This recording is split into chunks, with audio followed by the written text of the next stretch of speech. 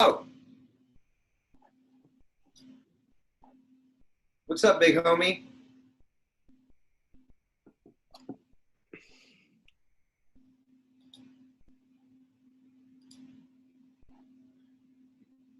You there, buddy?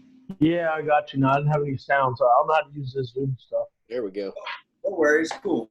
All right, so I'm already recording, so welcome to the first edition of our podcast. This is my buddy Josh. He trains at Osagami with me. He's a professional drum master. Cheers. How you doing, man? Josh, this is my buddy Joe Stripling, who is the WKA heavyweight champion. He has fought on television multiple times. He's fought Cage Fury. He's fought for the title at Cage Fury. He's fought twice. Yeah, I mean, Joe's been around the block, and he was my coach for about like a year back when he entered. And I attribute Joe to fixing my rear body kick and giving me a liver kick.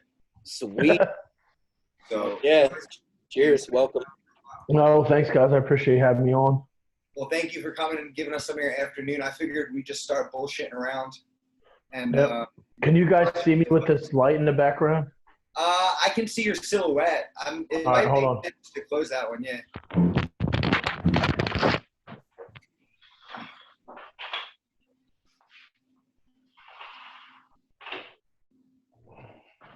That's a lot better, yeah. Oh, that's nice. It's coming in through the light. There we go. That's better. Yeah, it is better. All right, So, sorry, hey, guys. man, no, you're cool. I wanted to talk to you. I guess everyone is talking about Corona. So just wanted to hit up and see how the gym's bouncing back. Are you guys like healthy and everything? Like, how's that going? Yeah, everybody at my gym's good. We just opened up about 2 weeks ago, like just kind of like opened up fully. Small classes though, so everything's booked online. So we only have like 8 people per class, 10 people per class. But before that, we were just doing privates and stuff. It's been a struggle getting people back in the door, to be honest with you. Yeah, a lot of people just are either scared or this is your opportunity to just bail, So it's tough. I mean, a lot of students are the diehards are not stopping. Yeah. And some of the other people are just kind of like, oh, I'll be back, and I don't know when, and maybe the fall. And I'm just like, all right, whatever. So I think we're gonna lose a lot of so it's different because you guys are like a Muay Thai gym and there's no ranking there, but I mean, I'm sure you've heard of like the Blue Belt Blues. I think that we're gonna lose a lot of our lower ranks through this. yeah, I talked to a few people who own other gyms, like not just Muay Thai schools, but jiu-jitsu schools. Yeah. And everyone says about 2/3 of their people are just going. God. Which is tough. I mean, but like they also said that the first 2 weeks back, they've had more people come in who aren't from the gym originally. Like, I need to work out. I need to get better shape because of this, my immune system and things like that. So fingers crossed that's going to happen here in Delaware soon. So That's one of the things that I was thinking about. I was thinking about when it does open back up, it might be the push for those people who are kind of on the fence. But from like a business standpoint, it's almost impossible to rely on those new students to pay your bills. Yeah, 100%. And I agree totally. And Delaware right now is a hot spot for Corona because of our beach, our Dewey Beach. Dewey Beach is like a place for people from New York, Jersey, Pennsylvania, Maryland, DC. They all come to party. And for 2 weeks, no one wore a mask. Everyone was just kind of doing whatever they want to do. And now everyone's got it again.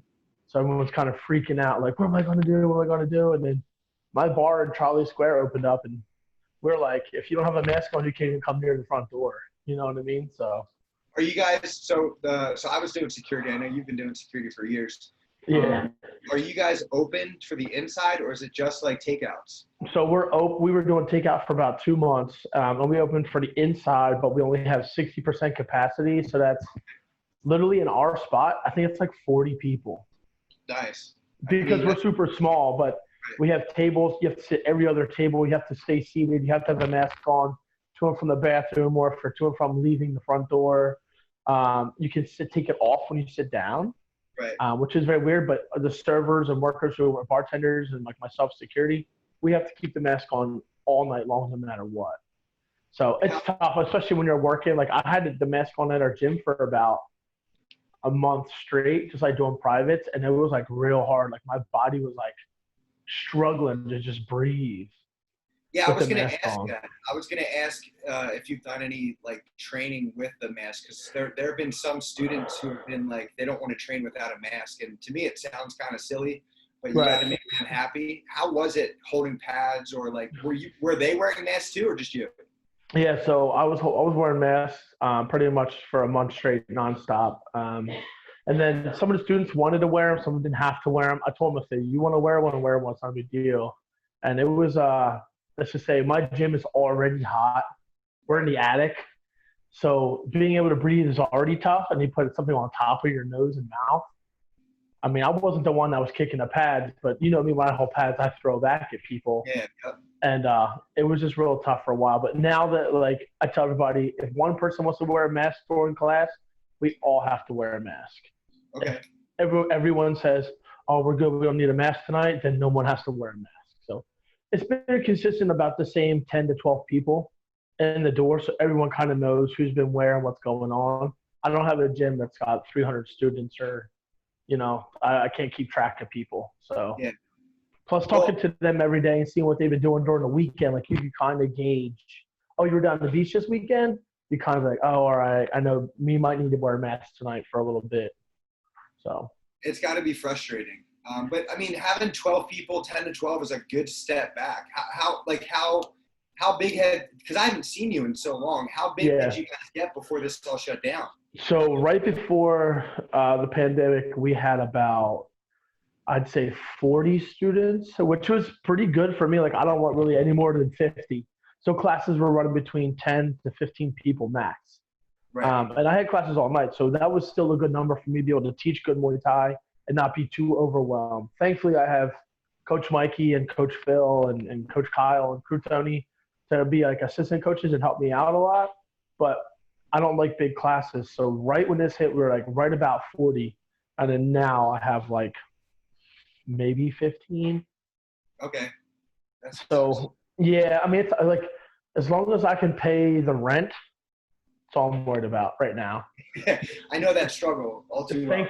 Thankfully, my landlord's been really cool with not charging us during the pandemic because the facility we're in had to all shut down. Right. So he was like, dude, don't worry about paying rent. We're all closed. And then as soon as we started coming back, he was just like, hey, we'll start rent in July. So through the last like 2 weeks of June, he was cool with me not worrying about paying rent, but now like we're back on. I had to pay rent. You're back on that struggle. Yeah, I hear that. Yeah. You brought up something that Josh and I talk about because he's a web developer, and we're always talking about like marketing.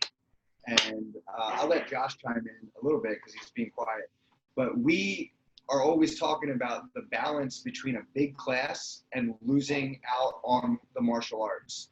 You know, I think you and I both have the same kind of idea where we just want a small group of fighters that are going to, like, I don't need to drive a Cadillac. I don't know about you, Joe, but I just want to get, you know, like 50 students, you know, maybe then like a kids program that's going to help me eat a little bit, but make sure that I don't lose the winning. And I know you guys win a lot of fights too. We don't want to start losing fights. And we've seen it happen, both of us, so many times where a gym gets big, they stop fucking with their fighters, and then everyone starts losing, and then that gym in 2 years is gone.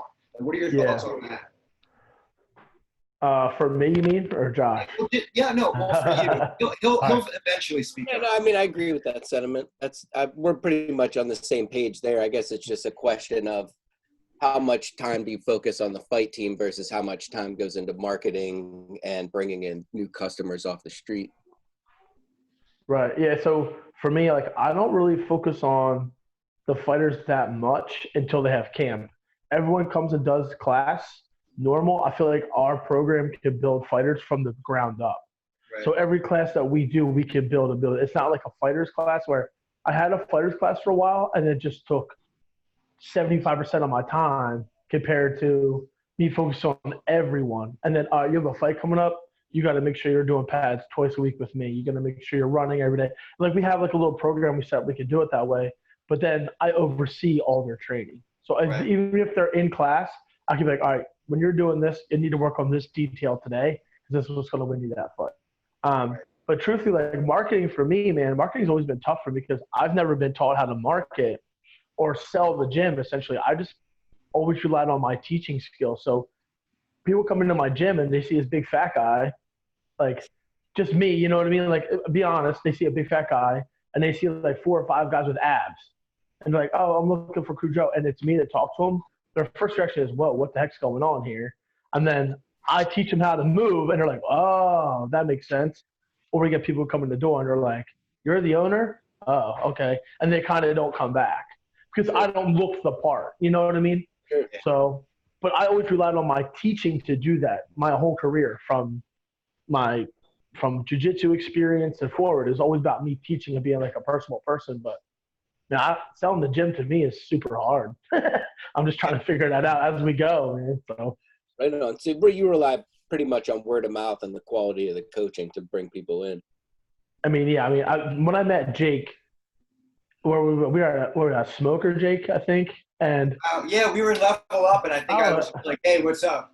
yep. And then the next week we went to Jackson Galka's opening of North Star, Yeah. and you were there as well. And we just kind of talked, and I saw him coaching. And I was like, oh, he's a lot like me, where he cares about technique and like how to win fights more than anything else. So we kind of clicked, and then we kind of started working together, which was awesome. And then, we all went our separate ways in a certain way. And like, Jake's doing a great job now. Like, I can't believe like you open up one facility, let that close, open up another better facility, and now you're at another even better facility. Yeah. What a lucky guy you are. Yeah. Well, the luck comes with its own hammers to my psyche every few years, but You know what though? You're handling it the right way, so it's good, man. Yeah. Well, I appreciate that. I think what happened with us is that the commute was just so much for you, and it wasn't like we didn't have a lot of money to pay you. And truthfully, I didn't even care about the money. It was literally like an hour drive to and from. And then I had to like take away from my other people who wanted to train that day. And like, you want to come with me to New Jersey? You know what I mean? Yeah. They were like, oh, I don't know. Mikey's the only one who came up, and Mikey beat the crap out of Sam a few times. I was going to watch. Yeah, Mikey's he's that guy, man. And I just wait, like, people will sleep on him a lot, but he's that guy. He was supposed to move to Thailand in April. And then this will happen. Yeah, so now he's just waiting to go back to move to Thailand when all this is over. So I'm just taking advantage of him now and teach as many classes as you want and do all this. So. Well, I'll tell Josh about Mikey. We took Mikey down. I think his first fight was WKA's, right? No, it was a smoker leveled up, but yeah, the first real fight was WKA. Yeah, so his first fight in WKA, he like demolished this kid. I think it was in the clinch, and then he got his national title in his first fight. Yeah, that was the same day that Mariano got cut with. Remember that nasty cut that he had on that head kick from the kid? I do, because I put balls in it and I put Vaseline in it and told him to fight the next fight and stop being a wussy. And then he went to the hospital. Well, that brings up maybe a good topic to segue into is what do you see the status of amateur fights and competitions as moving forward? Oh man, right now, I think WKA is actually still happening in August. Okay. What? They're not promoting it like they usually do, but last time I talked to Mr. Crenshaw, he said that August 14th or 15th, 16th, and 17th is the WK National Tournament, and it's still a go-ahead down in Delaware. Whether or not that's true, I don't know. I know USMTO out in Arizona is happening in September, and I think TBA is happening now in October.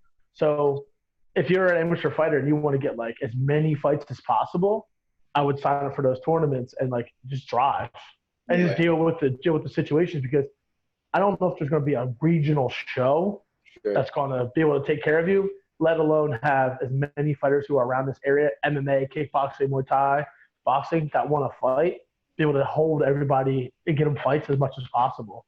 Right.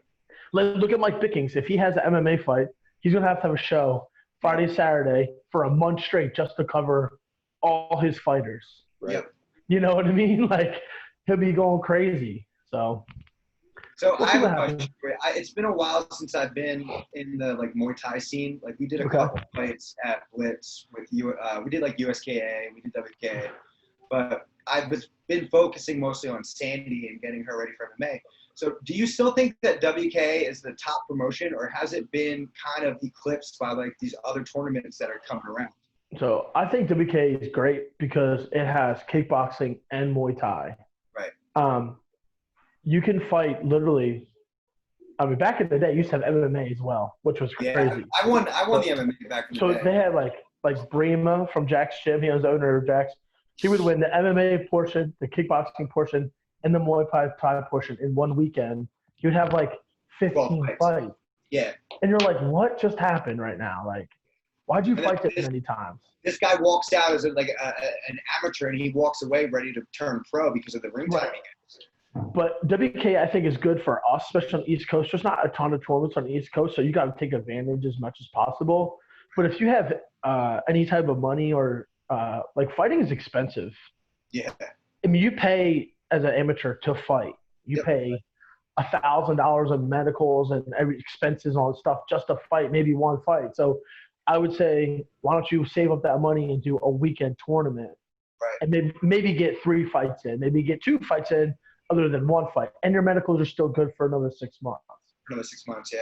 But truthfully, like, there's like that TBA tournament is producing like some monsters right now.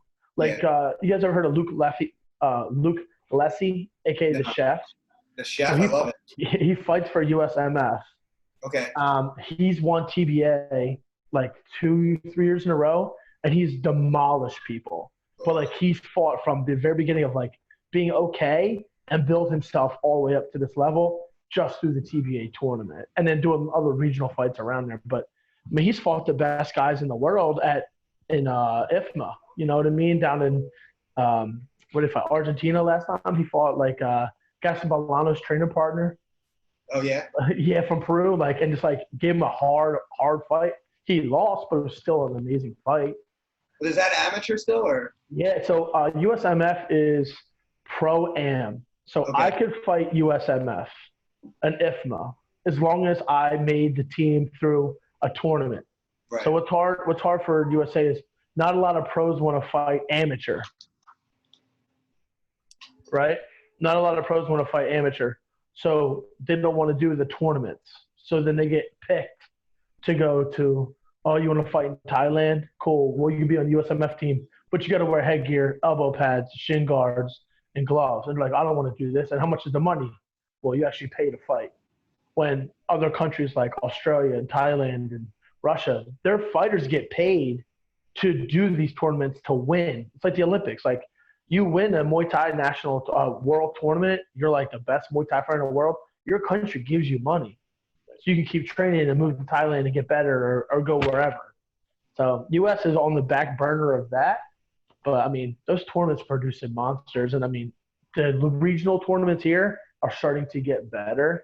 And, like, the help of USMF is really pushing forward, having tournaments. And, like, the Muay Thai Super Series run by Charlie and Kate Alan Catone, they have awesome fights, like 15 fights, and you're out of there in 2 hours, and it's so fast.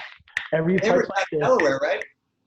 Yeah, which is cool because it's right in my hometown. So we've had a person on the card every time, so it's been good. But nice. We're probably I only have like one guy who's good to fight now, so we're probably like a year away from returning to. Who knows now? It might be a year and a half before we get back into competition. But the one thing that I sometimes take issue with amateur kickboxers versus an amateur MMA fighter is that I've seen amateur kickboxers with like 50 fights, and I go to them and I'm like, at what point do you just turn professional? Like, why are you still entering these tournaments? You know what I mean? Like, what are your thoughts on that? Because I feel like there's a much longer road to turning professional in kickboxing than in MMA. It's the same thing with boxing. You know what I mean? Boxers have 110 fights before they turn pro. Like the Golden Gloves, though, you could fight 8 fights in one weekend for the Golden Gloves to win the Golden Gloves in your state. And then you go to nationals, it could be a round of 16. You know, well, I mean, 32. you're looking for the Olympics, though. I mean, at least for them, there's this big payoff at the end. But for us, there's no Olympic title. There's no purse. I just don't understand why a fighter would take that many amateur fights when they can get paid to be on TV. Yeah, I don't believe in having any more than 20 amateur fights. I think that's about the same thing. Like 20 amateur fights would be between MMA, kickboxing, and Muay Thai. You have 20 amateur fights. You got to turn pro. And once you turn pro in something, you got to be pro in everything. Totally agree. I see some people who fight pro Muay Thai, and they fight amateur MMA. I don't think that should be allowed. I definitely think that like, the athletic commission picks and chooses who they're going to allow to have these rule sets work for. Yeah, I think once you are professional in something, you got to be professional in MMA. Because MMA is all the arts. So if I'm a pro Muay Thai fighter and I go fight amateur MMA, the guy can't take me down. I'm just going to blast knees in his stomach every time because he has no idea how to do anything. That's not fair. Exactly. But, man, I'll tell you, Pennsylvania sucks. And I said it. Like, I don't care. Like, Greg Serbs crapped on me a few times, and I refereed for him, and he's crapped on me when I was a referee. I mean, that night you fought in the USKA, he yelled at me for doing something that was completely legal the way I'm supposed to do it because it wasn't his way, in front of all the fans, in front of everybody. I remember that. Yeah. Dude, I almost lost. I almost punched him in his face. And, like, then I was going to go fight. And then he found a way to not let me fight because I was in Thailand and I had to get extra medical he didn't tell me about until I was in 5 days out in Thailand about to fly home. Like, and he wants you to get like $4,000 worth of medicals done. Yeah, and I already paid like over $1,500. Yeah. And I usually don't pay that. Like usually sponsors pay that, but I was in Thailand. Like I'm not gonna be able to have sponsors when I'm in Thailand. Help from anybody. So it takes so much. Let's talk about that real quick because I made some money on amateur fights with sponsors, but I felt like it wasn't even worth the hassle hunting people down. It's like I know like you get to the UFC and then maybe you'll get people contacting you, but like the most I've ever made was $1,000 to fight. And bro, that's awesome. But I hustled my ass off getting that money, man.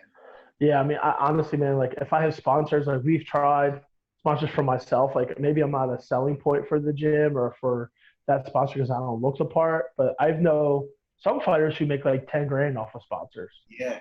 Dude, there's on a local level, and you're like, whoa, that's great. And then you get guys who can't get anything. Yeah, I mean, look at Joe Pfeiffer. I mean, he's a marketable dude, and he sells tickets. And sponsors are like, yeah, we'll give you money. We'll give you money. He makes more sponsors than he does fighting. I think that a lot of that has to do with the fact that Balance is like the social headquarters for jiu-jitsu in the city. Yeah, but whatever. I mean, I'm not knocking it. I'm not either. I'd be happy to make $10,000. I'm a Balance purple belt, so I can't really knock it. But like, all those guys don't just train to Balance. No, yeah, they're and that's the thing about. That's another thing. All the Philly schools are low key working together. Oh yeah, except for Renzo Gracie. Yeah. I don't want to get. I like a lot of their students there, but I didn't. They were very pushy when Hands Up shut down to try to like recruit my fighters, and I was like, man, I just got out of the hospital. Like, come on, give us some time. Yeah, for sure. I mean, I talked to a few people who train there who, it's great training, but if you're not a top tier person, they don't really care about you. You're just a trainer partner until you get to that level. Yeah, there's a lot of gyms like. I mean, Dallas was a body for a long time. True. I mean, let me ask Josh a question. Like, Josh, if you see a person or a fighter that you don't really know, right? But then they're friends with someone you know, but they go to a huge gym. Would you rather go to their huge gym because you know them? Would you rather go to a smaller gym that your friend goes to, even though they know that guy? Smaller. I always think smaller is better. Right. Okay. Yeah, that's my personal opinion. Well, just why? Just asking. I think I just, as a rule of thumb, I mean, not even just for fighting, I mean, for sports in general, and I mean, just life in general, I think the smaller, more focused groups are, I guess it's from my personal opinion, I like the long trek, the long focus out, and I feel like you get that with a small group, that you don't get that with a big gym. It's more just like a number. Right. To do what you're there to do for the time you're there to do it. It's not, I guess for me, it just doesn't have the longevity. Right. So you're more about the journey than you are about just being there. Exactly. That's a martial artist right that I just, evolve with rather than. Gotcha. If that makes sense. Yeah, it does. I mean, and for me, like having a small gym, when I see all these guys go to big gyms, They're like, dude, you live in my town. Why are you driving an hour to Right. go train there where they don't care about you when you can come to me? I'll take care of you. And then if you outgrow me, you outgrow me. I'll send you on your way. Sure. You know what I mean? Like, and that's the hard part. Like, Jake's the same way I am. So Yeah. Well, I mean, I'm sure both of us have driven fighters like 4 hours just to, you know what I mean? Like, yes, sir. I've come out of pocket multiple times to take these long road trips just to get these guys opportunities to fight. And then you fucking deal with promoters who don't want to pay you your hotel or don't want to give you travel vouchers. I remember one time at King of the Cage with Kahim and Matt McWilliams, they didn't want to give us our food vouchers. And I was like, well, fuck you then. We're leaving. We're going home. And they were like, whoa, here's your food vouchers. Yeah, they're so scummy, man. Yeah. Yeah. A lot of promoters are scummy like that. Yeah. Hey, Joe, here's a question for you. Because we're talking about small versus large. What do you think's the biggest class that you taught? And do you think you did a good job? Because I'll preface that by saying one time I taught a class at Dallas that had 60 fucking people in it on a Tuesday at 11 a.m. And I feel like I did not do a good job with that class because I couldn't give any personal attention away. All right. So I'd say so at Knock Muay Gym up in King of Prussia, I think I had a kickboxing class that was like 40 people. But little, as I say, it's fitness kickboxing, but it was Muay Thai driven. So half the people there were Muay Thai fighters, and half are Muay Thai practitioners, I should say, and then half were just fitness people. So I would know who to give more attention to depending on where I was during the class. Now, it's a lot of me like, let's go, come on, push yourself, blah, blah, blah, blah.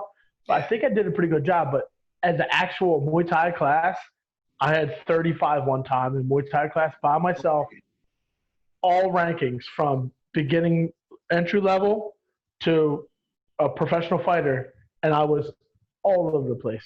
Yeah. And I literally apologized end of class, and I said, I'm so sorry about today. I wish I could help you guys as much as I possibly could. And everyone was like, it's okay, no worries. Like, they didn't care. Like, he's got a good workout in. You know what I mean? Like, I was tough, dude.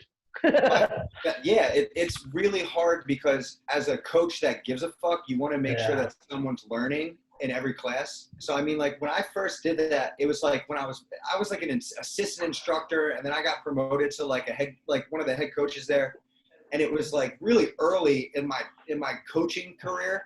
So there was a lot of like fitness bullshit thrown into there. Recently, I've done a couple seminars that were pretty big, and I feel like I got a hang of it now.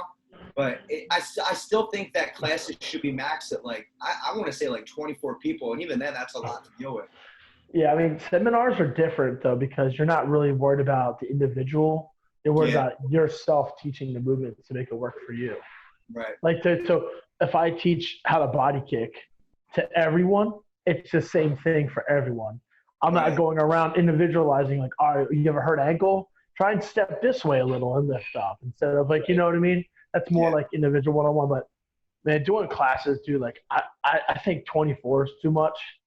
Yeah, I mean, personally, like I'd rather have a class of like 16 people, 8 groups, and I can literally focus on them all the time. I can't like I'm always moving around and running around. It gives me the chance to like actually still individualize things, but make sure everything else is okay with everyone else at the same time. Right. I can't deal with anything more. I mean, 16 is already a big number. But we've been at Broad Street, our max was like 20 something, and what I did to adjust is I did a lot of line drills, so they would have to do like it was like Dutch style drills. You know, you move backwards, the pad holder's moving backwards, and you're throwing combinations in play. And I think that there was like creative use of the space that helped. But I feel you, man. Once you get over like even over 10, I feel like the class changes completely. Yeah, I mean for sure. I mean, and truthfully, like you have to change for who's there as well.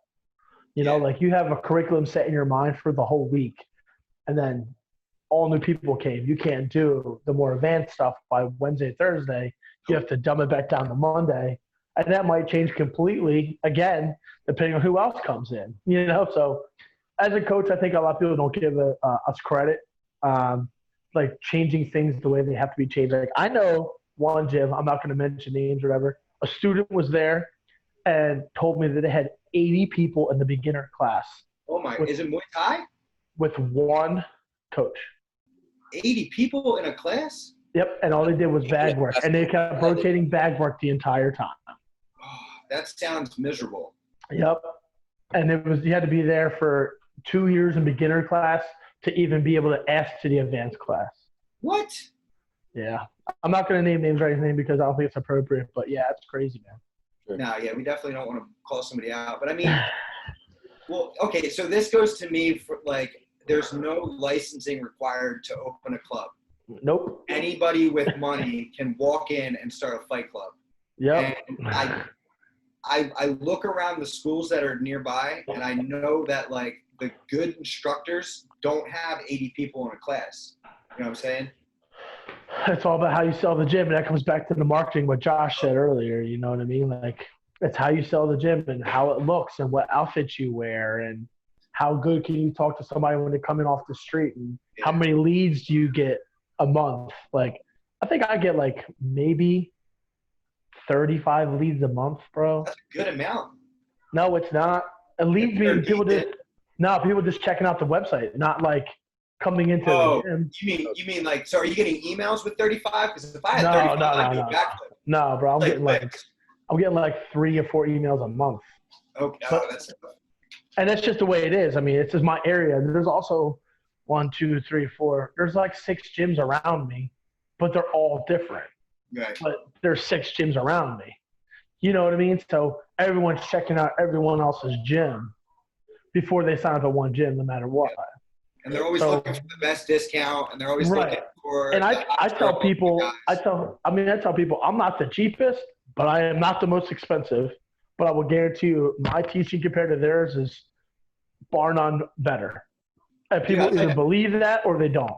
I raised prices when I moved to Osagami, and we've had more students paying more than before. Yeah, I mean, a lot of people do that, and I think that's awesome. Like, if I had my own facility on the strip mall where everybody can see my name and see the gym, I would definitely raise the prices. But right now, where I'm at, I'm inside of an ice skating rink in the attic, but it's 2,500 square feet, and I get that whole space upstairs. I didn't know it was that big. I've seen pictures of it. It doesn't look that big, but it really, I mean, we have 10 bags hung up. We have 1, 2, 3, 4, 5, 6, 7, 8, 9, 10 squares of like actual ring mats and a full ring up there, let alone my ring's only like 12 by 12. Well, whatever, it's still a ring. By running around, you know what I mean? Yeah. So, cool. I mean, so I think that having the huge – remember when we had that real big boxing ring at the first Hands Up location? Yeah. I felt like it's overkill. Like, yeah, we were able to get a bunch of people in there to spar, but I think that, like, for practical purposes, learning how to corner somebody, learning how to use the ropes, you don't need a huge ring. A 12 by 12 is more than enough. Right, but think about that. Think about this already. How many people did you sign up at that first Hands Up with the full cage and the full ring and all the mats like that? Oh, we signed up a lot more than when I was in Right, because it looks the part. Yeah. Do you know what I'm saying? Like, it's crazy to me. Like, you come to my gym, it looks like you're in Thailand. Yeah. And it's hot, like in Thailand, bro. Like, we got 4 fans on, and you're already sweating. Like, you're just dry. And it's like you go to Siatong in Thailand, like, I base my gym around, like, all that style. I mimic my gym to be just like that gym. So everything's hung up. Everything looks perfect, just like Thailand. Like, it looks like an old school training center, but people don't see the cage. They don't see the giant ring with the Yokow symbol in the center, or they don't see like fighters posters all over the place, because it's not about the fighters. It's about the gym. Like, I have posters there, but it ain't like anything special. You know what I mean? Like, all my posters are for me. I always thought that the instructors who made a shrine to themselves in their gym were kind of cringy. Yeah, I have banners that are mine hung up because I don't have any fighters banners yet. Right. Once I get fighters banners, boom, they're going up. Mine's coming down. But you don't have a shrine to Joe where people have to pray and give their offerings. Like, I wish they did, because they give me some money. I'd be hyped. I mean, you could get a shrine on Amazon pretty cheap, probably. So, all right. Well, let me ask a question to Josh. So, Josh, what do you think about MMA striking right now? I have a few particular fighters that I like. Or like by striking, do you mean like the guys that I think that are doing it well, or just? Yeah. Like, I want to know, like, so because of a coach, I see different than what other people see. So, Sure. like, I'm sure Jake does as well. So I wanted to see what fighters you would watch or you think are good Yeah, based on, sure, you know sure. what I mean? Yeah, so I watch different fighters for different things, obviously. My favorite striker, or I guess group of strikers, I really enjoyed Masvidal. There's certain things I like about his approach to it. I mean, he has kind of a unique stance. He's like very upright, Yeah. which I tend to fight much lower, so I don't necessarily try and emulate him, but I do like, just the way that he's creative with like creating his angles, his footwork, that type of shit. Okay. Who else? Recently, and it's funny, Jake and I were just talking about him last night with Sean O'Malley. I like some of the subtle, feints and things that he does, at least recently. Okay. All right. So let's leave it at those two for a second. Okay, cool. All right. So you like Sean O'Malley, right? Yeah, I mean, I'm not like a huge fan, but You like the way he moves and all the things he recently. sets up. Okay. All right. So Sean O'Malley, what would he do against a top level K1 or Muay Thai striker? Good question. What do I think? How do I think he would approach it as far as strategy? Yeah, no. How do you think he would do against like an MMA striker of Sean O'Malley's caliber versus Bukaw? Bukaw. Oh, wow. I'm just saying Bukaw because it's a Muay Thai guy. I'm just in Yeah, no, Bukaw. that's the name. Yeah, for Right. sure. I mean, it's hard to say. I do think it'll be interesting to see what he does against any, wrestlers that know anything, because I think he tends to call out strikers, which I think. But he's only calling out MMA strikers. Right, like I think Cejudo just at that point within the. Cejudo would smoke Sean O'Malley. Right, and I think on the feet. Right, and that's the question. How does he going to do against somebody like that? And I agree with you. I think he's untested as far as that goes, for sure. Yeah, so the reason why I bring it up is because I see a lot of people like come into the gym or whatever, and they say, "Oh, I want to fight like John Jones," and I tell them, "We don't do stuff like John Jones does." Right. Because it's a totally different style and strategy. Sure. So like Sean O'Malley is a very good person to say because Sean O'Malley is very Taekwondo-esque. Right. He's flashy to throw his hands, a.k.a. Conor McGregor. Flashy to throw their hands, right? Right. So if Sean O'Malley fought a straight linear style boxer or a leg kick artist, say maybe Henry Cejudo, I think Cejudo would beat him on the feet before he even took him down. I could see that. Because Cejudo is very, I'm going to go in your face, and O'Malley likes to move around and run and do flashy stuff, or that would work. Right. So that's why I wanted to ask, because I see a lot of guys. Keep going. I'm sorry. And then there's the pressure fighters. Like I like the style of Diaz, and the guys that are constantly in your face. Because I mean, as far as if there's anything I'm going to emulate, that's the style that I like. Is just the driving forward, just nonstop. Just keep bulldozing forward. Yeah, Diaz to me is one of my favorite strikers because he just doesn't care. And he'll just come forward, and his punches aren't at 100%. If you watch Justin Gaethje versus Tony Ferguson, Trevor Whitman is like, take some percentage off your punches and just walk them down. Yes. And look what happened. Yep. Diaz is the same way with Conor McGregor. It was Then Conor got hurt, shot a takedown, get choked out. Yep. You know what I mean? So I like every style is different. That's why MMA is so cool to me. Like I didn't watch MMA for 3 years. I haven't watched for like the past 2 years. So Sean O'Malley, I've seen like one of his fights, man. I just stopped. Yeah. So and I think that's kind of the turnoff too, because I mean this is well known about the UFC, but I mean unlike a lot of the other fight promotions, it's I'd say the argument can be made that there's a lot of fighters there that aren't necessarily there based on skill as versus how many views they're going to bring and fan base. Right. All that I feel shit. like O'Malley's definitely on that level. Yeah, exactly. He's good enough now, but when he first came in, he wasn't. Right. And they fed him the right people to get him to that level, which is good. But like when I look at say Israel Adesanya. Right.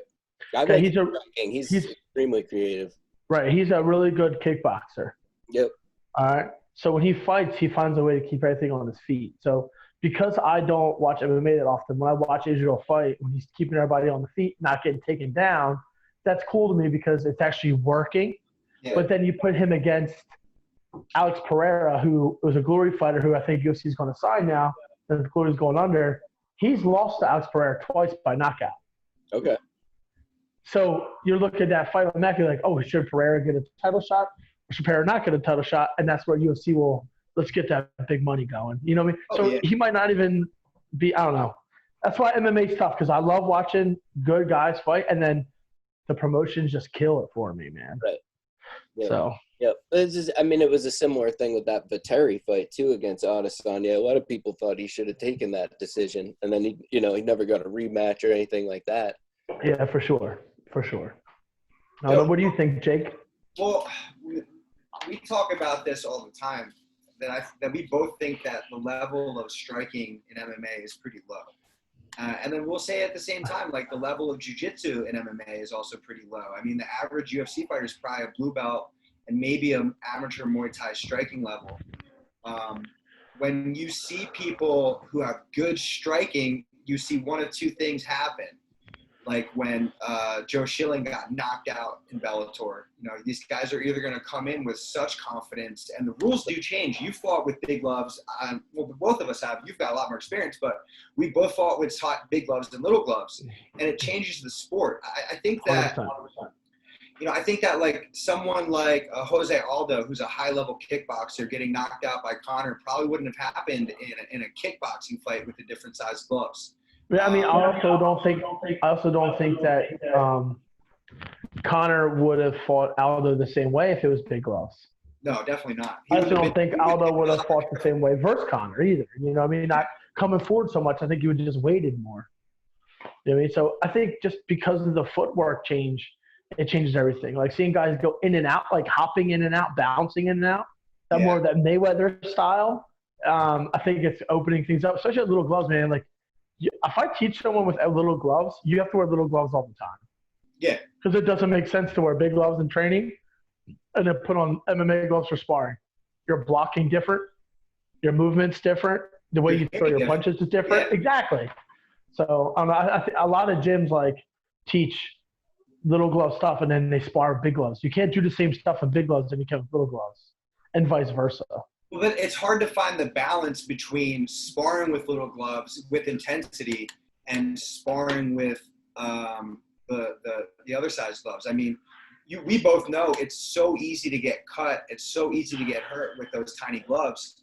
So I know that my philosophy is we will still spar with the big gloves until like 2 weeks out, and then we make the adjustment, because I know so many fighters that have broken their hands on overhands, because with a big glove, you can really get careless with an overhand, but with a little glove, you're breaking your hand.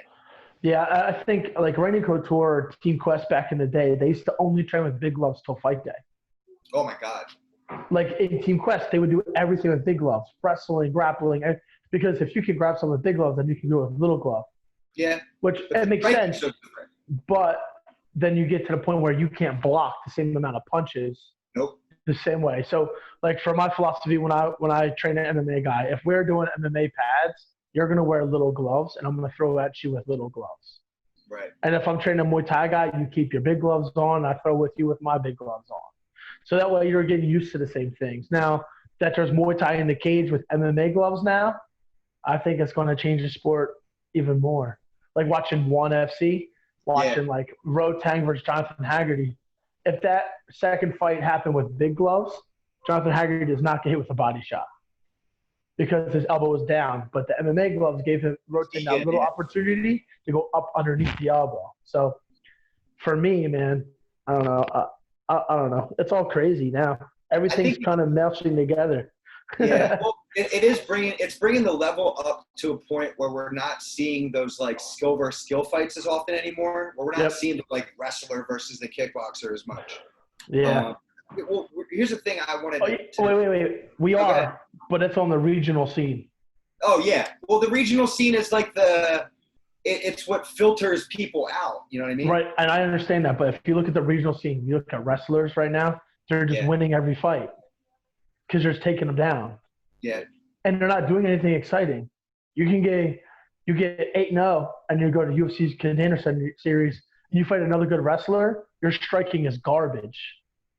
And the other guy's striking is garbage. And then when the guys knock each other out, they get signed to UFC because they're now 9-0 and they knock somebody out when they have the worst hands ever. I think that's what's tough about MMA is when you're fighting, you're only fighting to your style to get a padded record to get to that level. Then you get there, then you got to be good. Like if you look at like Josh Emmett was just a wrestler until he started training with Alpha Male, and now he wants to be a striker. But he abandoned all his wrestling.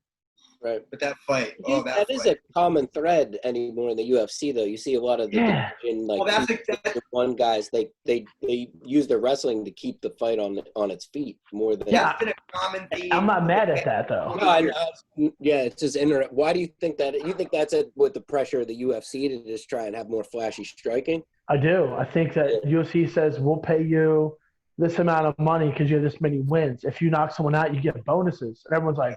Whoa, 50 G's, baby? Right. Let me get that money, you know? So they're going to go out there trying to knock each other out, which is, I like it, but then why won't people just watch Muay Thai? There's always knockouts. Why don't people just watch K1? There's always knockouts. Right. That's what hurts me about stand-up striking is seeing guys who are at that top level who don't get no love. Like, no, I'm not trying to say about me, but like, I fought in line fight. I've had all knockouts in my career except for one loss, which was a tough loss. I thought I won, but whatever. But nobody knows who I am. Right. But I've been on TV 18 times my whole career. You know, it's crazy. But, like, at the top level of striking, but they know me from losing in the MMA fight. Right. From getting taken down the whole time. It's like, how do you know that guy, but you don't know me? I'm the one that's exciting. You think it comes down to a cultural difference just between the United States and Thailand and other countries where it's just so much more on the forefront? Yeah, for sure. Do you think you see that changing though? Do you think with I think with ONE FC it's changing. Yeah. I think having distribution in the U.S. It's so difficult to even watch their fights. They're actually having a show in the USA. They were supposed to happen this summer, but the pandemic hit and they got pushed. So if you guys don't know, Yod Yui, or not Yod Yui, Yod Chai, who owns ONE, he went to Harvard. So when he went to Harvard, he's got like the hookup. So and Mark Delagrati and all those guys are Sityatong, and we can have spaces set up for them so they can actually do ONE in America.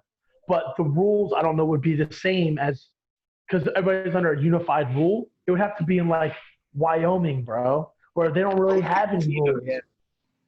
You know what I mean? Like maybe Texas, where they don't really have any rules. They just like, all right, go ahead, go out there and go crazy.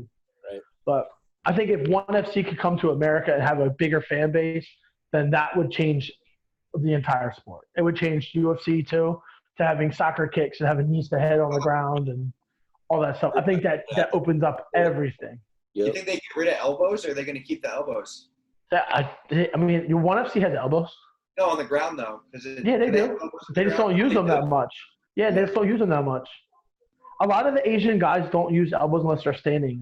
I don't know why they don't, but like Mighty Mouse used elbows in his last fight. Did he? I haven't watched MMA.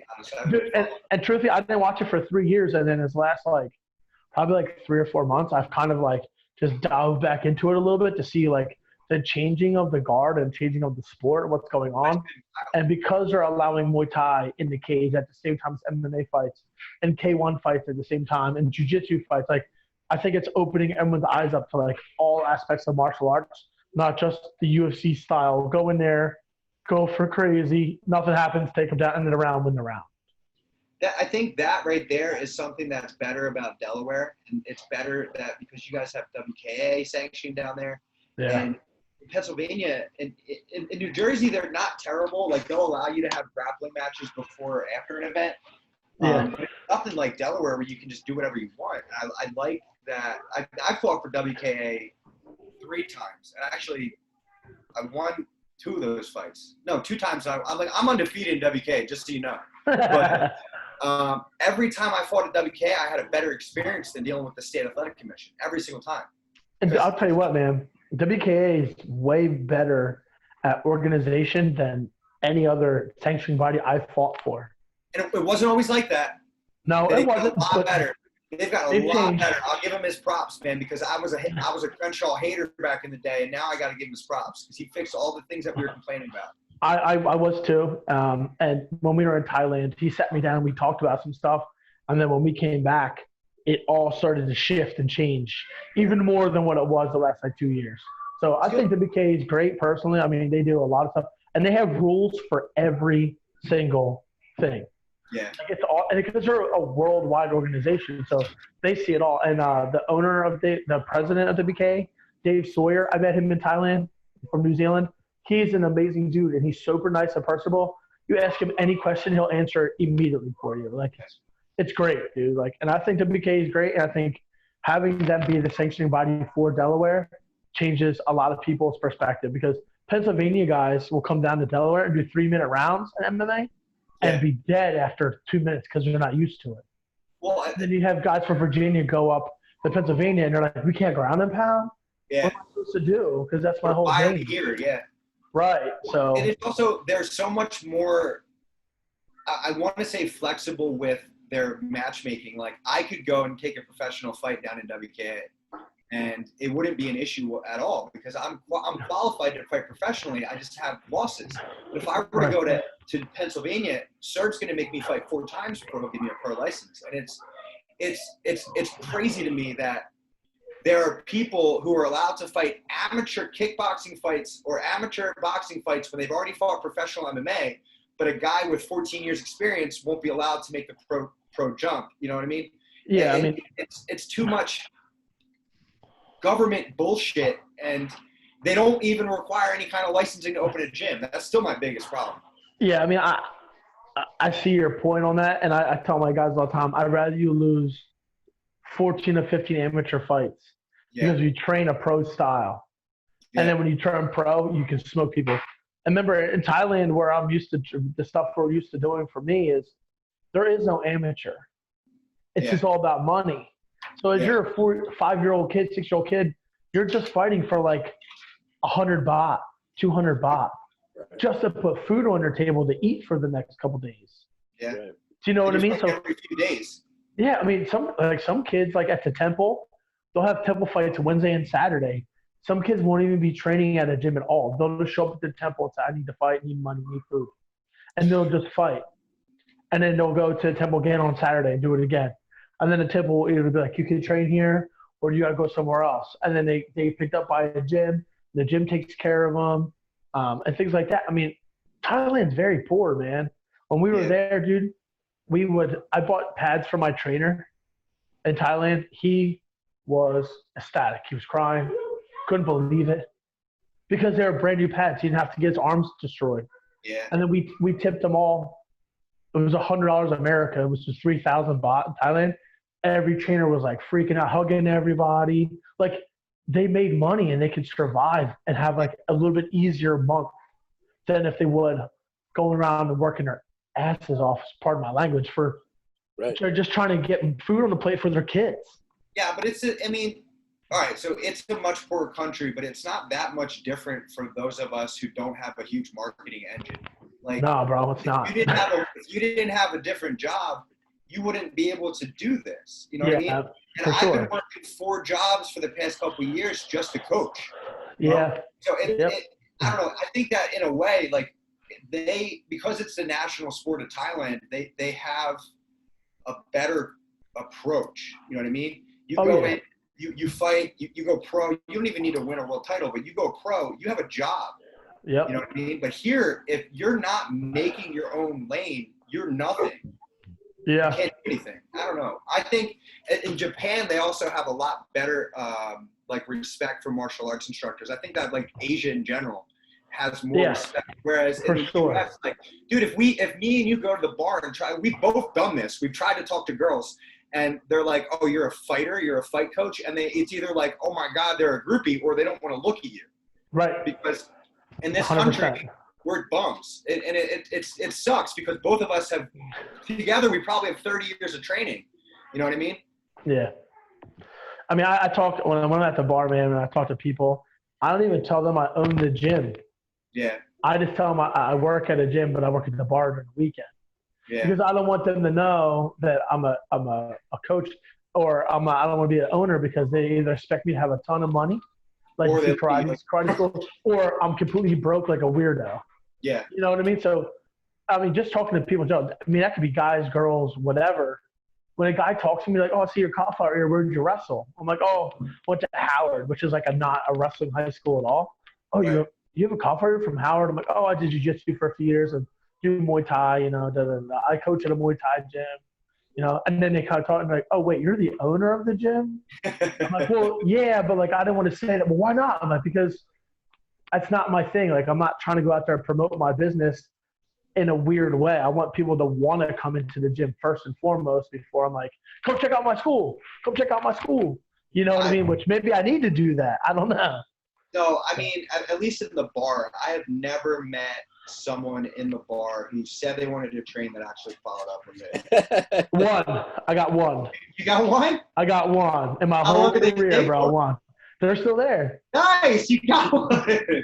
He came. He's actually, so he was a worker in the bar, but he was a friend. And I was like, yo, you should come try out jiu-jitsu. When I worked at jiu-jitsu school, he did. He signed up for a year. I actually left like a month later. And then when I left and opened up Chok Dee, he came with me to Chok Dee, and now he does striking like twice a week and just like does privates. So he's cool, man. Shout out to Eric. He's my homie too. He's actually, we've been doing like our quarantine workouts, and he's been keeping me accountable Tuesday, Thursday, Friday. So like actually go work out at the gym. I hate lifting. Right. But he loves lifting. So you guys have gyms down there right now? Are your gyms regular? Are your regular gyms open too? Oh yeah, but you gotta wear a face mask, bro. The whole time? Yeah. I would just stay. I would just buy a kettlebell and work out at home still. I have a kettlebell, and it's not the same. I love kettlebells. I do kettlebells at the gym, but I can't do them like at home. It's not the same kind of workout. Like I'm at home, I see my kid, I want to hang out with my kid instead of go work out outside. Yeah, you know what I mean? I'm getting working out, man. Dude, motivation's tough after quarantine. I mean, Josh looks in shape though. What's he been doing? Josh has been hitting that heavy bag every day, and he's been doing jiu-jitsu with his wife.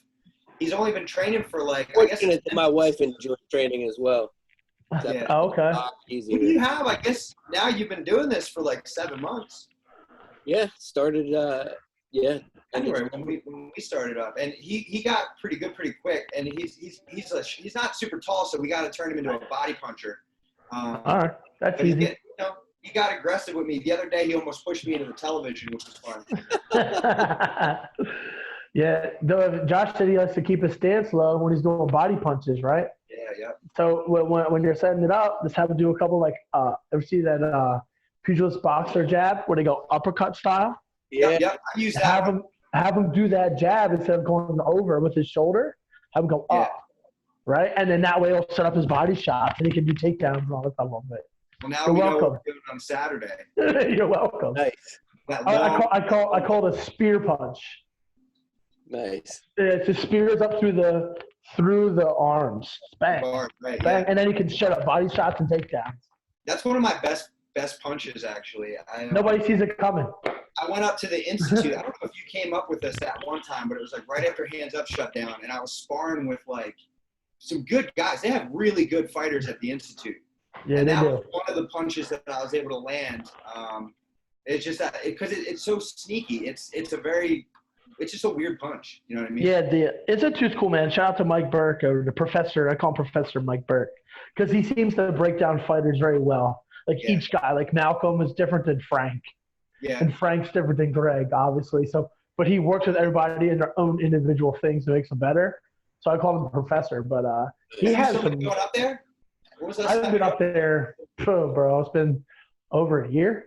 Yeah, I'll go up with you when we all open. We can do a fun road trip. I'd love to go up there. I just honestly, man, it's just been like my Sundays are my only day to like just hang out with my kid, because I work Thursday, Friday, Saturday at the bar, Monday through Saturday at the gym. You know what I mean? Like I would go up on Sundays like to get my own training in, but then it was like I was holding pads for Greg, and then holding pads for Malcolm, and then holding pads for Frank, and then let's spar.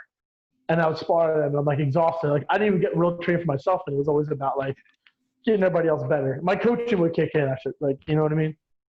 Yeah. I've been to Dave Nelson's gym for Smoker. No, I heard about that. It was actually a pretty good show. I was very surprised. I mean, it was crowded though. Well, the problem with him is you can't do that in New Jersey. He's got issues with the state now. Oh, he did? Yeah, the township gave him a lot. I mean, I don't want to talk too much about that, but what I heard is he set up a GoFundMe for like $5,000 because he got all these bills from fines and stuff. You can't do this. New Jersey is not the place to throw a smoker.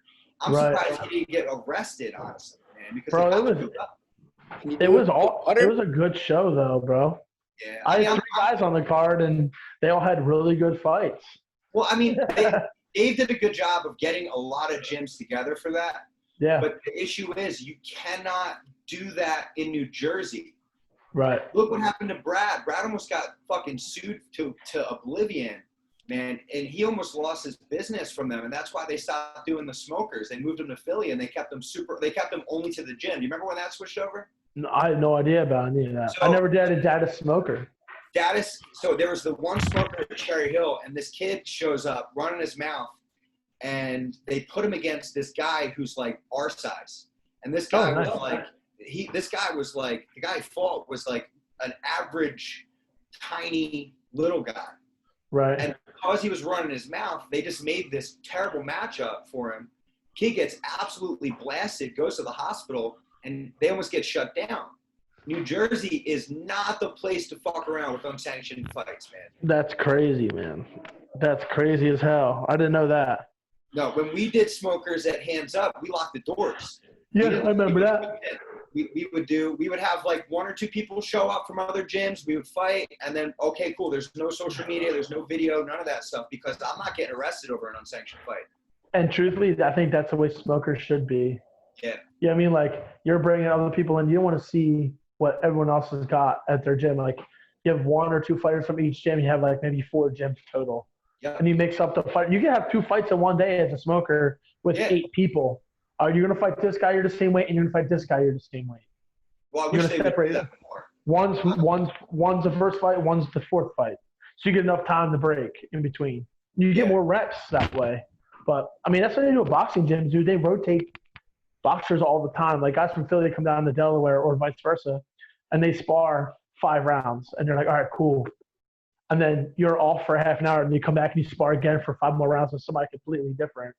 Yeah. So you're getting good work in, you know what I mean? So, I don't know. I feel like everybody's trying to run everybody's life with all these sanctioning bodies and like MMAs.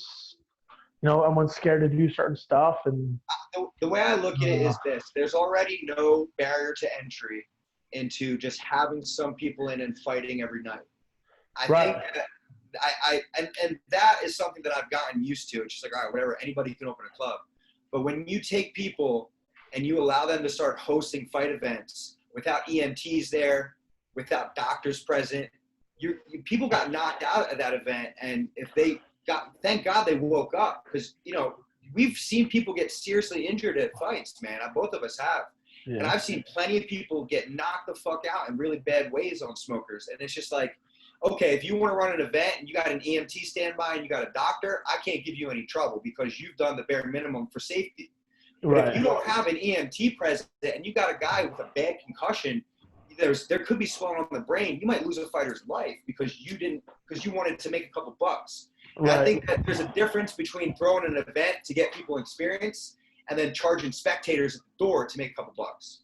Yeah, I mean, I believe that 100%. Some people obviously just want to make some money, and some people don't. I know if I ever did a smoker, it would be a closed door event.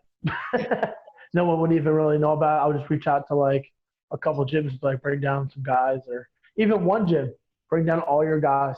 Yeah, we'll match them up. Like a scrimmage, man. Yeah, exactly. High school wrestling, bro. Yeah. Well, I think that we're going to run into this year. It's going to be like a season of fighting. Yeah. It's going to be like, we're only going to get like a couple months. If we get to run any events in Philly or Jersey this year, we're going to get like a couple months of activity, and then they're going to shut us down again. Yeah, I think that I think we have the WKA in in Delaware, and then we have TBA is in September, or Where's no, that? it's in October. This is in Iowa, I got to take a It's call. not terrible. and then we have one in September, which is USMTO in Arizona. So I think that's the only 3 tournaments we got right now. Yeah, well, and then there's nothing for MMA. I mean, MMA regionally shut down, and when Cage Fury's not putting on fights, then you start to see things messing up. Cage I mean, Fury's yeah, for sure. I'm gonna say bye to my kid. My kid's leaving me for the day. good. Oh, you're not leaving? Oh, never mind then. Oh, his mom was leaving. Let's just say bye. Love you too. Have a good day. All right. So what about you? What are you going to do coming up here? You guys opening up soon? What's going on with that? We're hoping that we can open up August 1st. I started doing some one-on-ones this past week. Got a couple people interested, but the whole world is just like you even said it. Everyone's kind of like hesitant to do anything right now. Yeah, I mean, I think everyone's just a little scared, man. I mean, either they're scared or it's just their time to bail out. Like, oh, I signed a year contract for this amount of money a month. Like, I can just save money if I just don't go back. You know, like I froze my accounts for my students being the nice guy that I am. I might have eaten it. I might have messed myself up. I know some gyms that didn't stop at all, and they're not stopping. Around here. And they're just making that money off of them, and they're not open. They're not doing anything, and it's I don't know, man. As a student, if someone was charging me, I knew we weren't training, and didn't really be like, hey, is it cool if we keep charging you to keep your rent, or we'll add 2 months to your program at the end? What I would maybe I might not go back. You know what I mean? So. Well, it just shows you how hard it is to run business in this industry when you've got, like, I'd say me and you are like honest people. We probably care too much about our students and not enough about ourselves. Yeah. And then we're up in competition against people who are like ruthless, man. Like a couple of gyms in Philly opened when they're not supposed to, and they're doing like new student advertisement. And I'm like, how is that? Like, it's so unfair. You know what I mean? Right. If, like, you get one person who's brazenly throwing it in the face of the government, like, fuck you, we're opening anyway. When all the other coaches in the city can't eat, it's just like, it's scummy, man.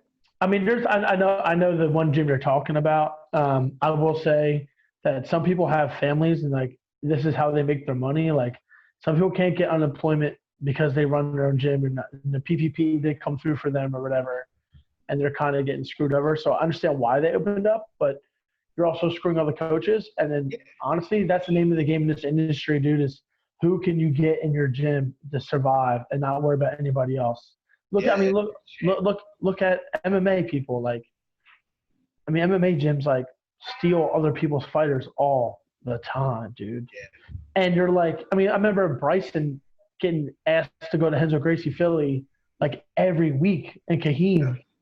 And I was like, just stay here. You don't need to go there. Like, believe in your coach. That we won in that small room, we fucking killed it. And it's like, I remember.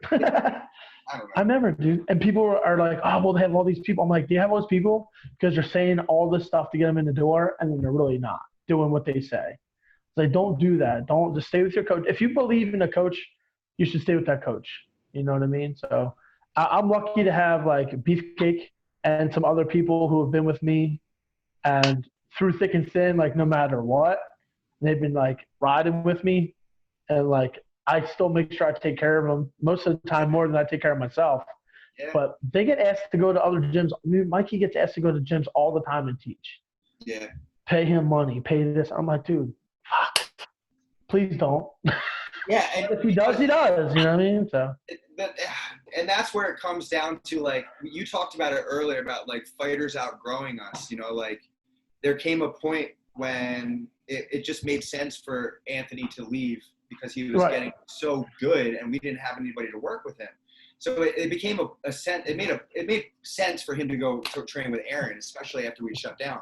So I can't hold that against him. But when you have, like, fighters just jump from one place to another without, like, a huge issue, I don't know. You start thinking about, like, the moral integrity of that person. Yeah, I mean, Bryson's a different case because your gym had just shut down, so he really didn't have anywhere else to go. Yeah. And I love Coach Aaron Beiser. He's one of my favorite people in the world. Like, so him going there is not that big of a deal. Yeah, no, But me and Aaron are cool. if you came back and you opened up your gym and 2 weeks later, close to his house, and he was with Aaron, he could still be like, yo, can I go work out with Jake? And essentially he did at Blitz. He's coming back to Blitz and working out with you and teaching some classes and stuff. So. No, I mean, Aaron's not that guy, though. No, he's not. But there's a lot of people in Philly that are. Yes. Philly MMA, in my opinion, it's like a wolf's den, man. It's like, and you walk in there and I'm going against Justin Greskowitz, I'm going against Rami, I'm going against, I really think that like Aaron, Justin, and Rami are my biggest competitions in Philadelphia. I mean, 8 Limbs too, but they kind of just like kept up all the West Philly market. But then you see like you got Balance, you got Diamond, you got Roots, or what is it now, Logic, you got all these clubs. I think it's easier to be a Muay Thai instructor in Philly than it is to be a jiu-jitsu coach. I don't know, bro. Every jiu-jitsu school now has a Muay Thai gym. Yeah, but that doesn't mean they're equal. Right. I mean, but still, though. And then like 8 Limbs definitely takes up all of West Philly. All of West Philly. Yeah, and they did a really good job, like Charlie and Kate, like leaving one gym, open up their gym, and like keeping their students around. Yeah, yeah. They've done a really good job with that, and they run a tight ship over there. Well, they're just passionate about it, so it shows through, and they're not trying to get rich off other people. Wow.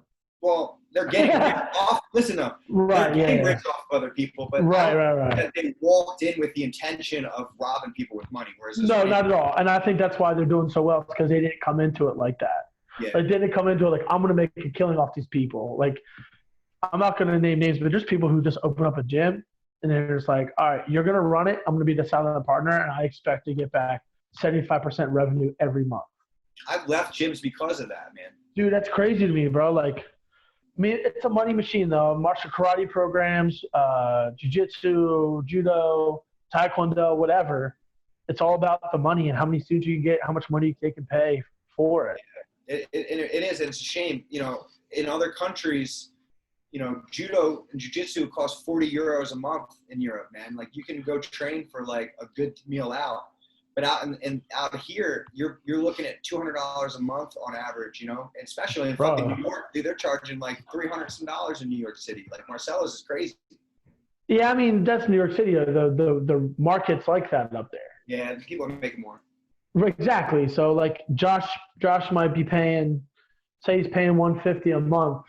He goes to New York, that $150 is actually $300 a month. Yep. You know what I mean? Like, he comes down to Delaware, that $150 might be $125. Yep. So it just depends on where you're at in the market. Like, I know gyms in Philly that are charging $250, $300 a month in Philly, and they're killing it. And I'm like, dude, I charge $125 a month. I think that's pretty reasonable. I think it's cheap, personally. It is for you. It's cheap. But I just want to get people to love the sport and have a good time. Yeah.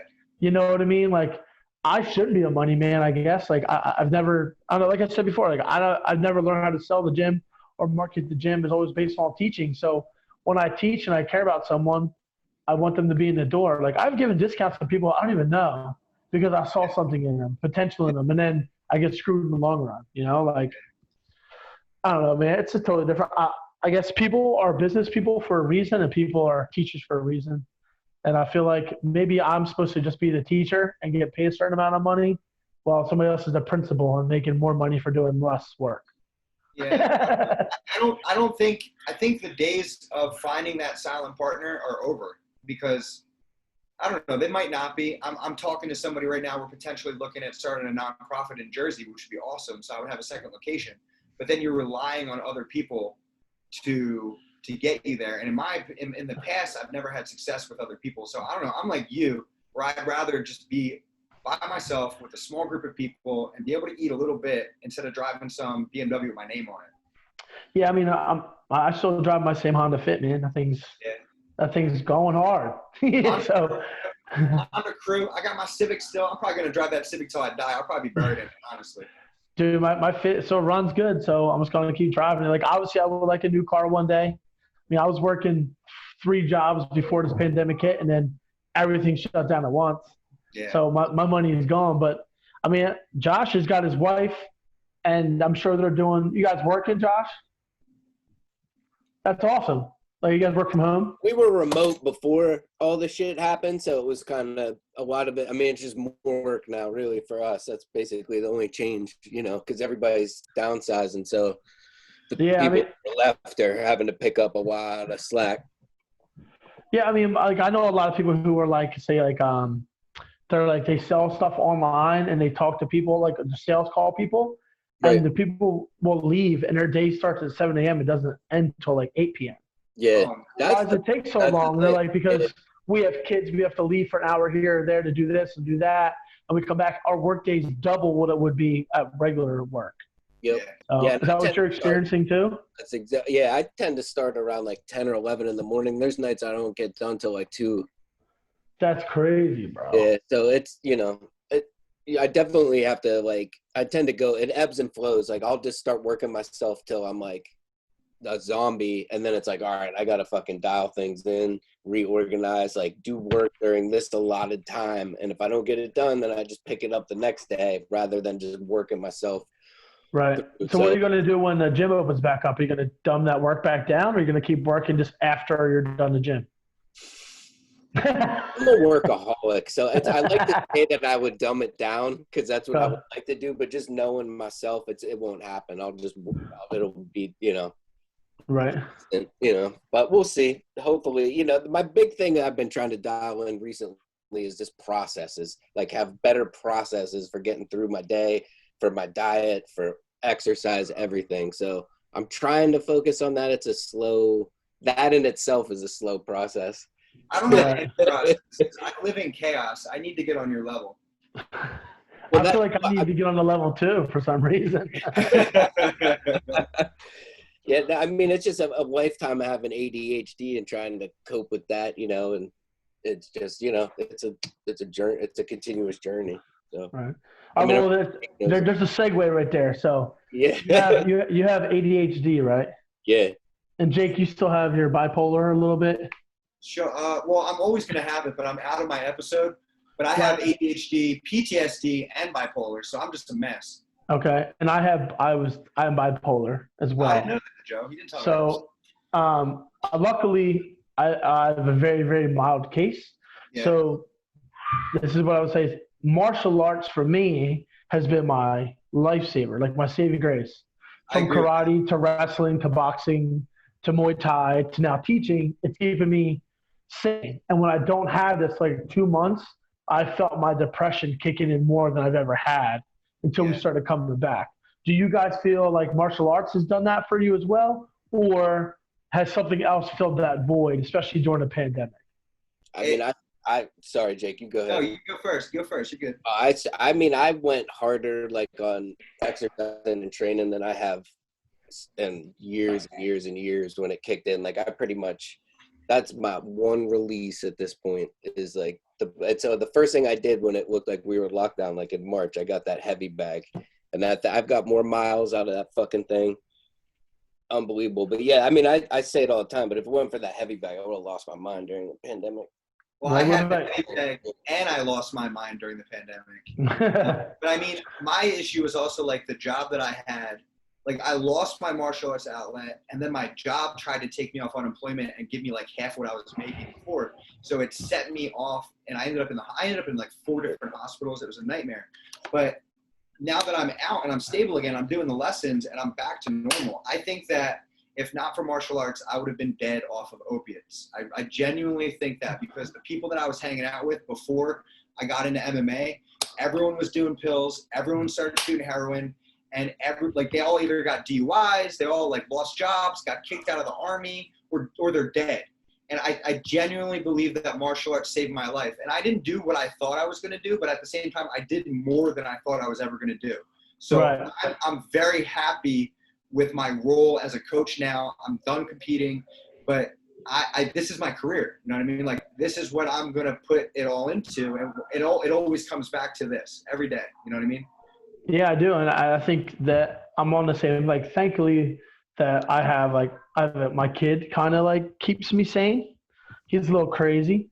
But he definitely keeps me sane. Like, I got to stay grounded for him. So we were moving into a new house and we couldn't move in because we had to redo the house. Yeah. So we were staying with my girl's sister and her family for 2 months, bro. Oh my God. And there was no heavy bag. There was no working out.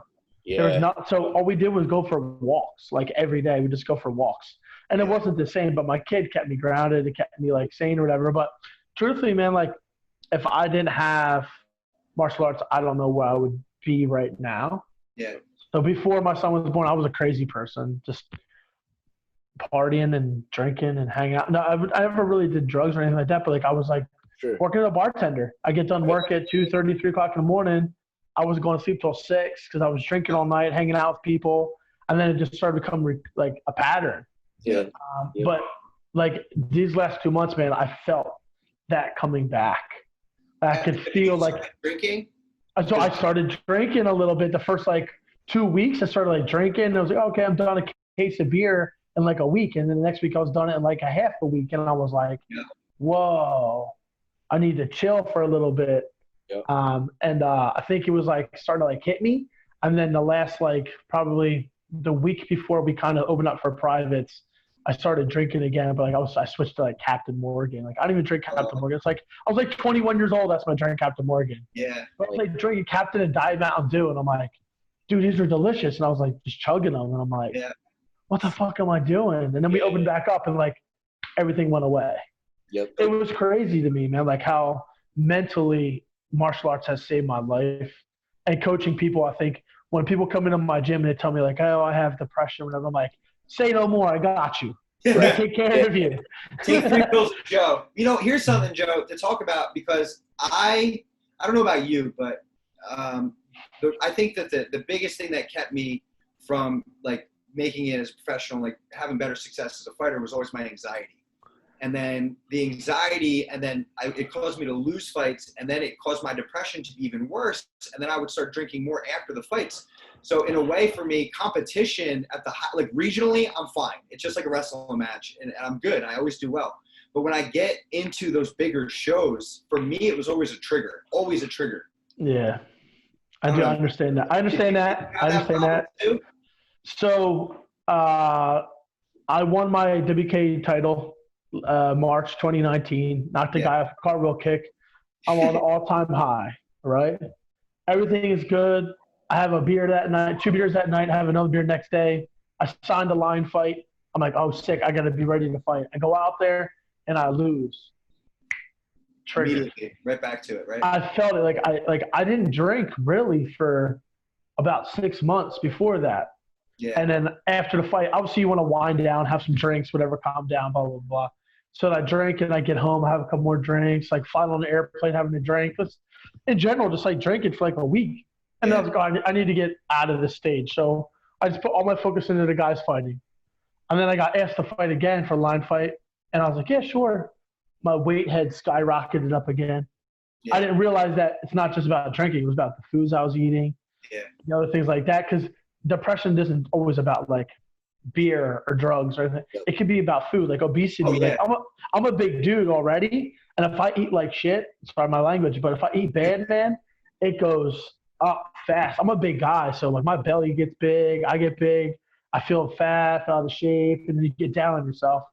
I fought line fight, didn't drink for 2 months, and then as soon as I won, I knew I was hurting with getting leg kicked and getting punched and shit stuff. I started drinking like right away. Yeah. And I was like, why do I always go back to this? You know what I mean? And to your point, my anxiety, I'm a slow starter because I'm scared.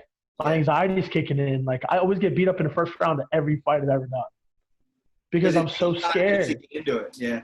I never get scared. I just get like overwhelmed by the anxiety. It's just like I don't want to let people down, and then I have a poor performance. Like my USKA fight, I barely trained for that USKA fight because I was so anxious the entire fight camp. All I did was go and spar, and then my performance, that wasn't me because I didn't train properly for that fight. You know? Right. I mean, drinking for me was like the outlet to stop all that stuff, so I don't have to worry about it. But me being scared, I guess, was my anxiety. That's how it came for you? Yeah, like I was just scared. I was like, I can't let these people down. I can't do this. My trainer told me not to get hit today. I need to protect everybody. I need to. Mikey's here. Coach Kyle's here. I need to show those guys how great I am.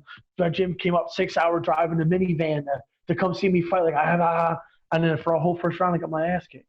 Yeah. And then it was like, oh wait a second, you're in a fight, dude. It's not that big of a deal. Here's a And I feel question. like it's the same way, like in daily. Like if you're on the computer, Josh, and you're working, and you feel anxious, do you just take breaks and go hit the bag? And then go back to it? I guess it's kind of, yeah, I mean, that's the correct choice. But usually what ends up happening, and I guess this is kind of like the fight at the moment, like when it happens, is that it's like, like when you're burnt, like when you're past it, and you should take a break so you can reset. I will oftentimes just try and keep pushing through. So it ends up being like 2 hours of nothing where it could have been a 10-minute break. Yeah. Right. Come back to it, but just trying to and I think Jake would agree with this too, is that one of the things that I think martial arts is teaching me just as a person is that you can't just muscle through everything. You can't just go in a straight line and just bulldoze your way through. And I think for me, that's one of the most, I guess, hardcore processes of martial arts for me. It's because like usually, I'm just like kind of used to just being able to like, bulldoze through issues, whether it's like physical or like mental. And I guess that's one thing I've noticed since I started the martial arts, is that it's making me better in those instances where it's like having more self-discipline to make the proper choice to do those things. I don't always win those battles, it's a day-to-day thing, but yeah, for sure. that is like a profound difference, I think, in just the way that I approach my daily life since I started martial arts is, just to piggyback off what you guys were saying. I mean, that makes perfect sense to me, like why you do stuff like that. Like I always like to hear from other people who have like anxiety issues or depression or ADHD, like they're hyperactive all the time. Like I know someone who just can't sit still. They're just nonstop. And I'm like, bro, like how do you function all day long like that? They're like, if I don't take 10 minutes every 2-3 hours and just sit down and don't move, it gets worse. And I'm like, what? Like you're still like, how bad does it get? Like I have guys at my gym that are professional skateboarder he's just all over the place all the time. And I'm like, how do you function? He's like, if I'm not all over the place all the time, I can't function. Right. That's just my personality. Yep. Yeah, I mean, when I'm not medicated, that's how I am. I mean, I'm bouncing off the walls. Just I can't, I get so excited about things that like I try and pull in so many ideas at once. It's like I can't stay on a straight line. Right. Yeah. Thankfully, I'm not medicated, which is good. I've always said no. I haven't had any Western medicine in over 5 years. Like not even a Tylenol, bro. Yeah, I hear it. I hear it. Have you ever had a manic episode like I have, or you're just like more mild than that? One time in high school. Okay. It was with my mom. I hit her car with my car.